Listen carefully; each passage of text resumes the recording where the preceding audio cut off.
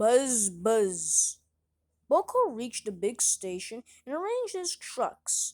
Then he went to the shed and asked politely if he could come in. Duck was not pleased to see a diesel, but presently, when he found Boko knew Edward, he became more friendly. And Boko, by that time, had told him about Bill and Ben. They were laughing together like old friends. Have they played tricks on you? Asked Boko. Goodness me, yes, chuckled Duck. Edward is the only one who could keep them in order. You know, went on Duck. Sometimes I call them the bees. A good name, chuckled Boko. They're terrors when they stop buzzing around. Just then, James bustled in. What's that, Duck?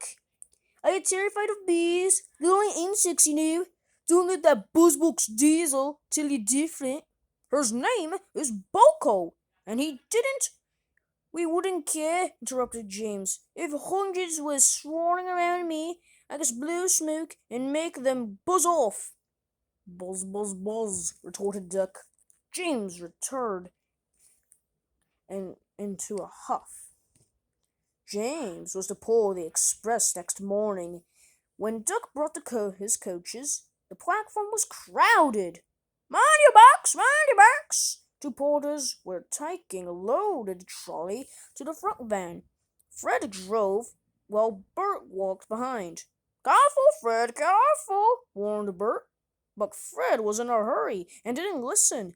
Suddenly, an older lady appeared in front. Fred stopped dead, but the luggage slipped forward and burst the lid out of a large white wooden box. Some bees flew out, and just as James came backing down, they began to explore the station.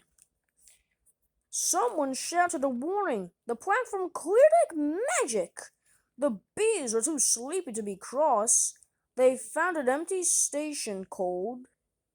James's fireman was trying to couple the train. They buzzed round him hopefully. They wanted him to mind their hive. Then they could go back and be warm again. But the fireman didn't understand. He thought they would sting him. He gave a yell, ran back to the cab, and crouched with his jacket over his head. The driver didn't understand either. He swat the bees with the shovel. The bees, disappointed, turned their attention to James. James's boil was nice and warm. The bees swarmed around happily. Buzz off! Buzz off! He hissed. He made smoke, but the wind blew it away, and the bees stayed. At last one settled on the smoke box and burned its knee. The bee thought James had stung it on purpose. It stung James back right on the nose. Eee! Whistled James. He had enough. So his driver and fireman, they started without waiting for the guard's whistle. They didn't notice till too late that they left their train behind. In the end, it was Boko who pulled the express. He was worried at first, leaving his trucks, but Duck promised to look after them, and so it was arranged.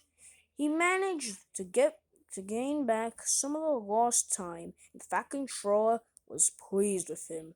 No one seemed to notice when James came back to the shed. They were talking about a new kind of beehive on wheels. It was red, they said. Then they all said buzz, buzz, buzz, and laughed a lot.